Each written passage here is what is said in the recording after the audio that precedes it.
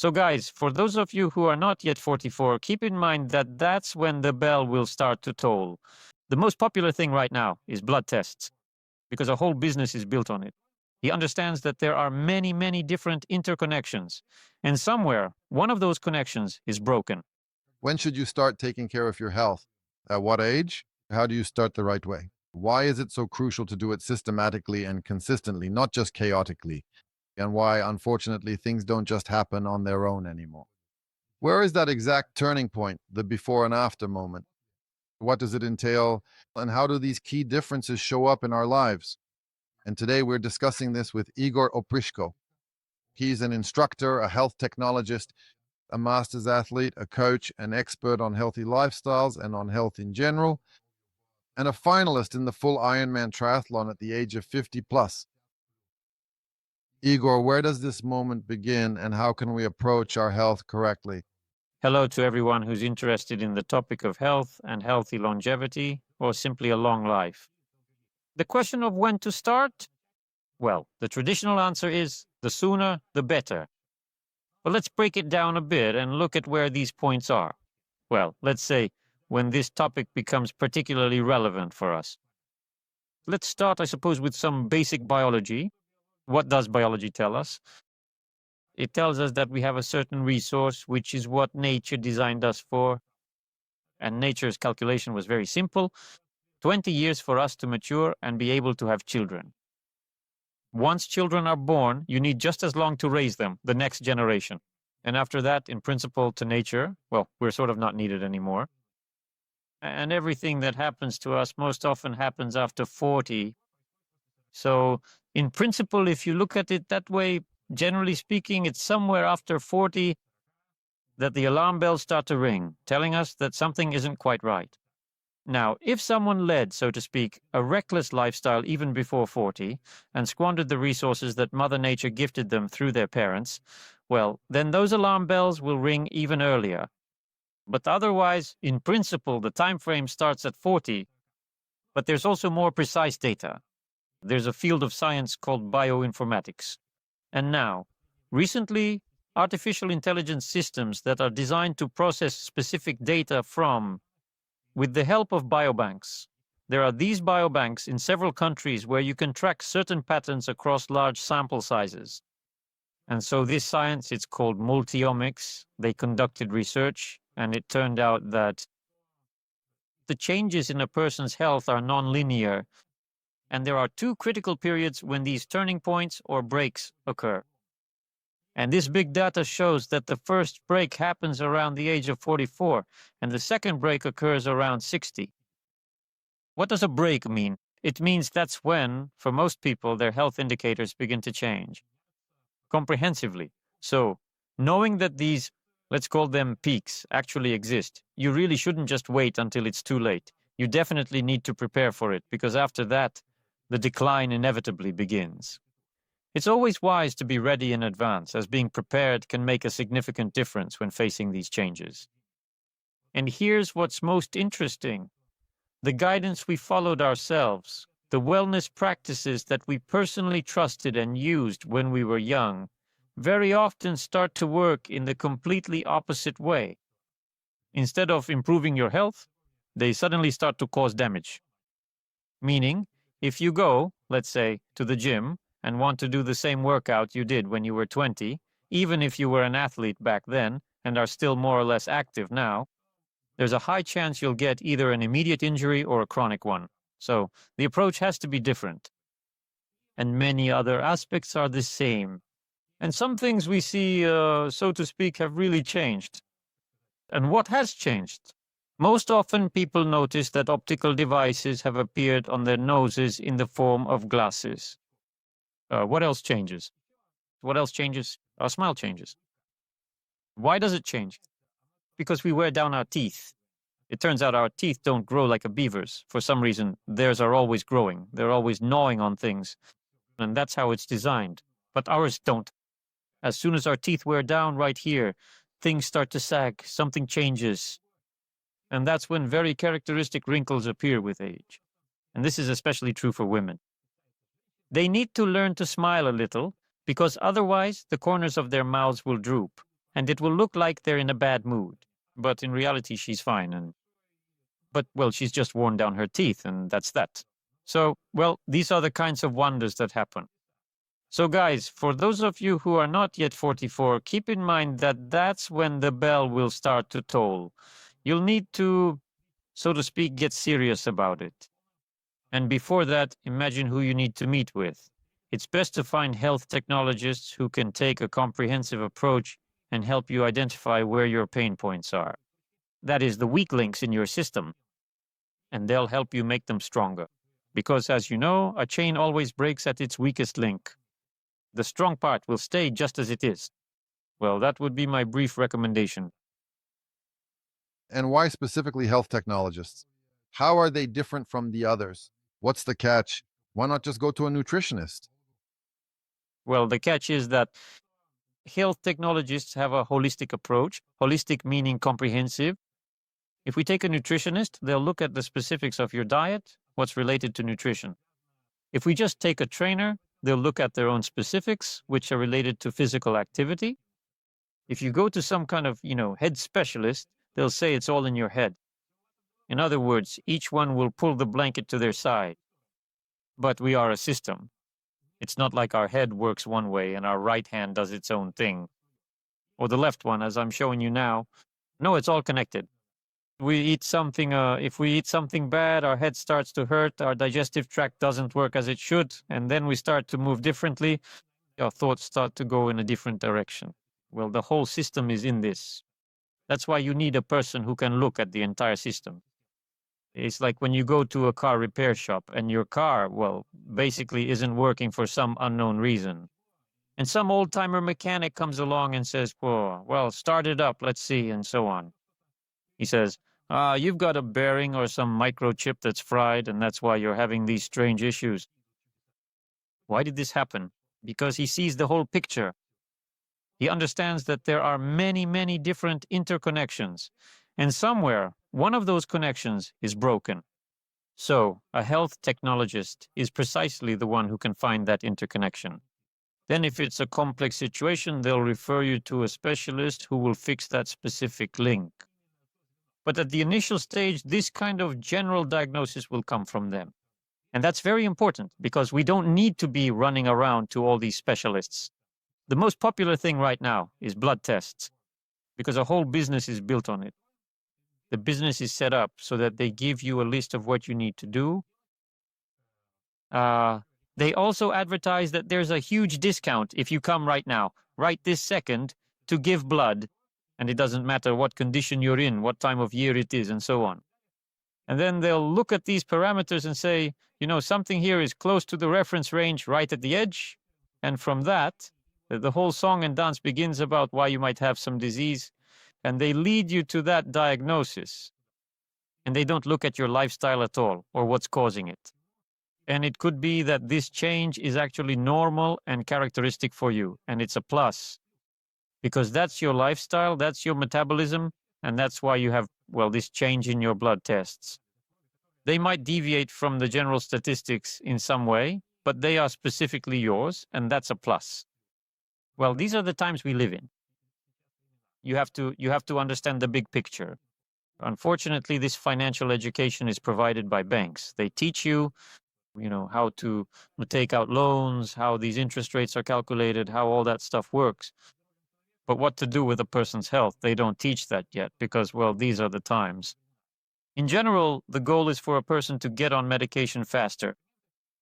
Specifically medication, not medicine, because medicine cures, while medication, they relieve, so to speak, some ailment for a while, like a painkiller, but nothing more. So to avoid reaching that, so to speak,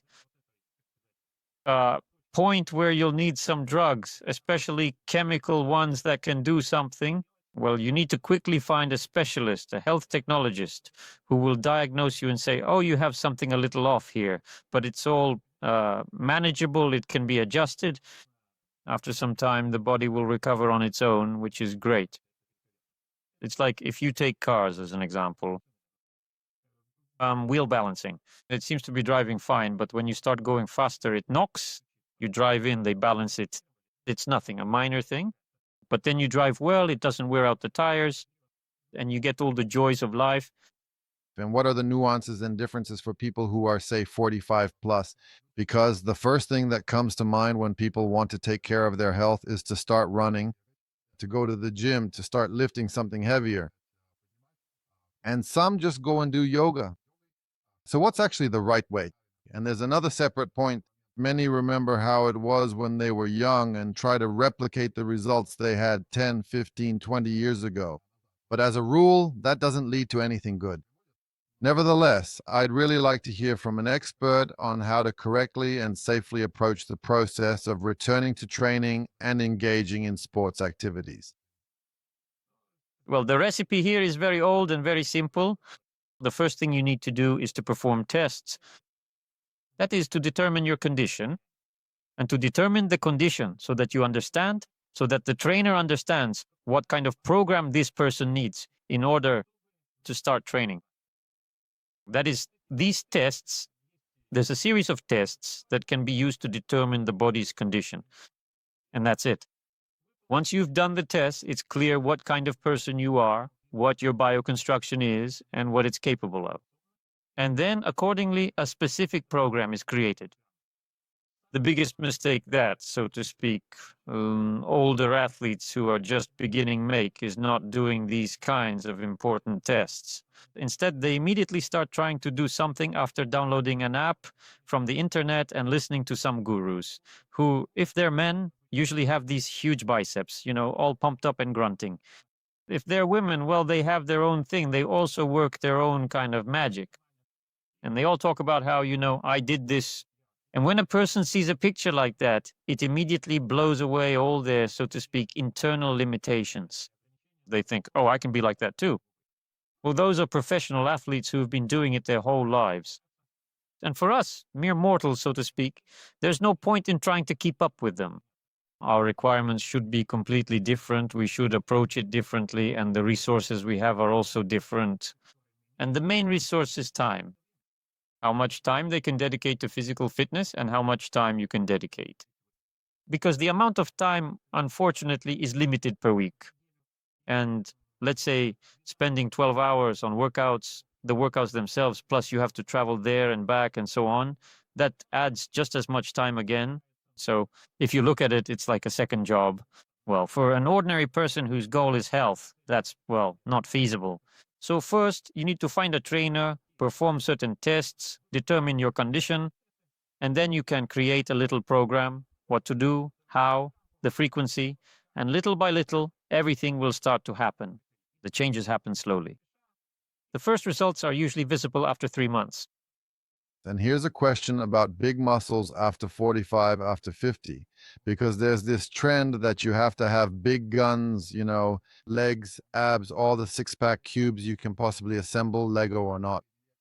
However, many people didn't do bodybuilding specifically. They did other sports that are more focused on muscle endurance, and they didn't have big muscles. And when they returned to the idea of a sporty and active lifestyle, many people fall for the trend of building up as many muscles as possible. And the media promotes this idea that the more muscles you have, the healthier your body is, especially since you lose muscle with age. And many even consider hormone replacement therapy because they read that they supposedly need to raise their testosterone. How necessary is this really? And is it truly a factor, or is it harmful, especially for those over the age of 45 when a person's muscle mass is typically more or less average?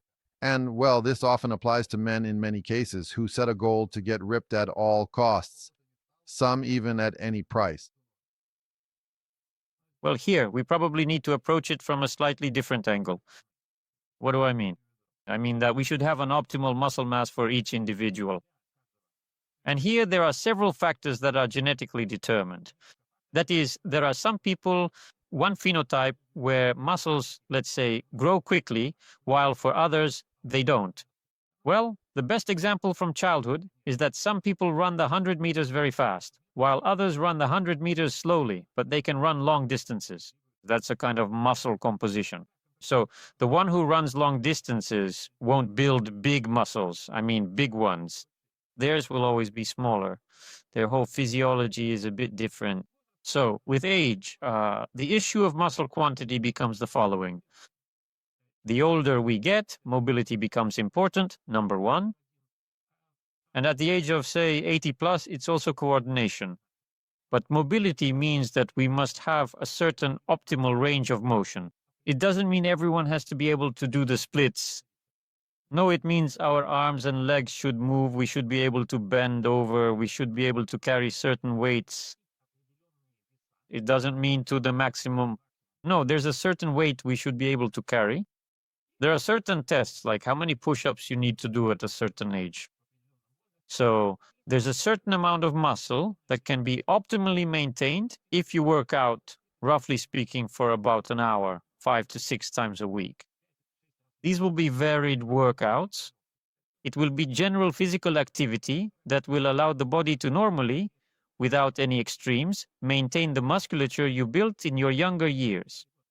If you suddenly decide, or if a person suddenly decides after 40 to achieve muscle hypertrophy, it's simply not going to happen without some kind of injections. I'm talking about anabolic steroids, all the forbidden stuff.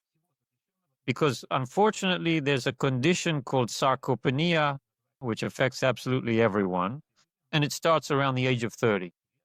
It's the decrease in the muscle mass that we built up precisely before we turned 30. That's a loss of 0.5% to 1.5% or 2% a year. If you work out, it's less. If you don't, it will be at the maximum rate. So those are the changes. All these phenomena we see on YouTube and other websites, where suddenly a 60 or 70-year-old who had a belly and then after some time suddenly becomes so, well, athletic, competing with young people. You can't get there without hormones. It's just that nobody talks about it. But the price of this hormonal happiness is a very big question. There are many debates among various medical fields about where the benefits are, where the harm is, where the risk zones are, and what those risk zones are. And what's the most, well, in my opinion, scary thing is that no one can predict the future 100% because there's something called epigenetics, meaning no one can say how your genes will react in 10 to 15 years after the interventions you've made now. Because our body is always adapting. It's a living organism, it adjusts, it wants to survive. And these imbalances that have occurred, they are not natural. And accordingly, there's a big risk that something might happen, that cancer cells will start to form. And what is that if it's in some interesting place where it happens quickly? Well, in general, the scenario is clear then. So this is a significant risk zone. Plus, all of these things related to anabolics, the very first thing that suffers, which is something rarely talked about, but deaths are mainly from this, is the heart. Irreversible changes occur in the heart muscle, and these changes cannot be reversed. Now, another big question we often get is about excessive muscle hypertrophy.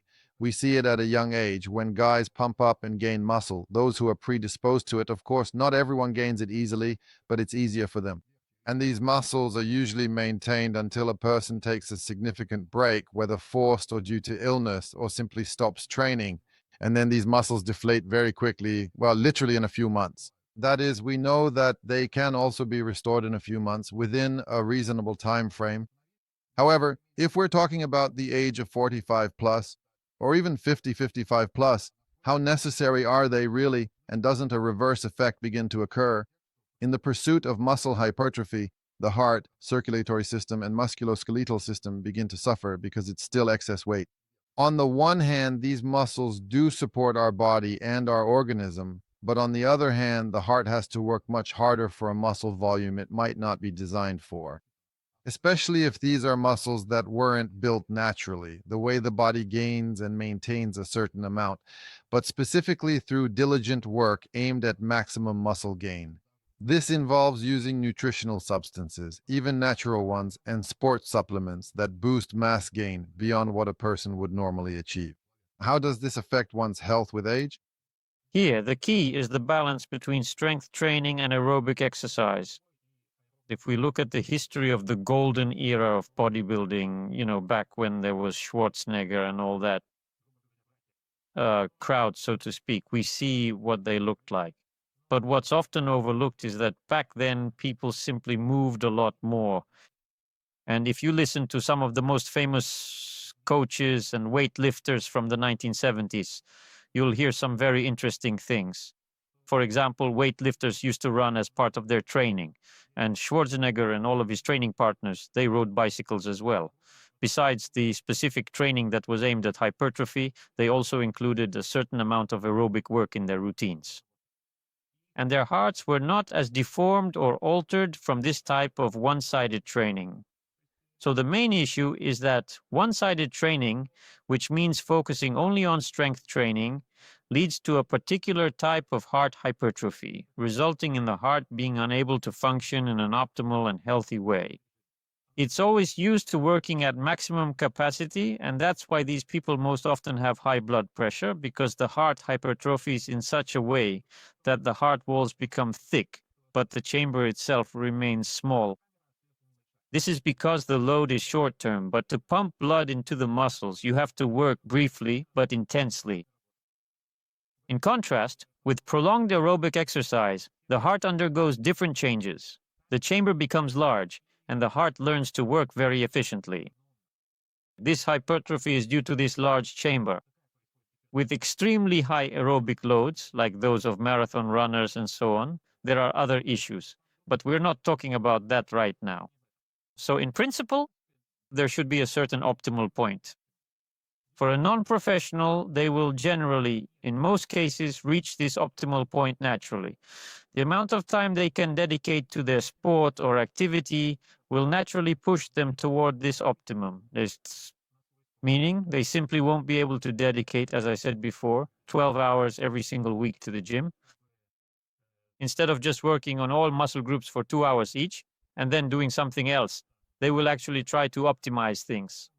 Consequently, their overall muscle volume will eventually decrease because they are not spending as much time on each individual muscle group as before, and they'll find an optimum that suits the time they have available.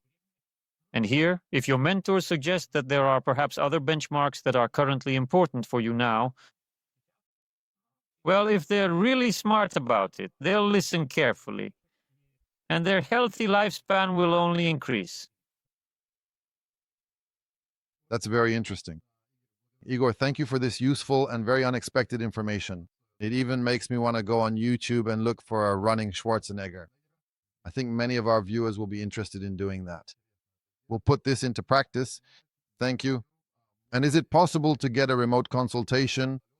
And how can one do that? What's required? Yes, it's possible. Just write to us.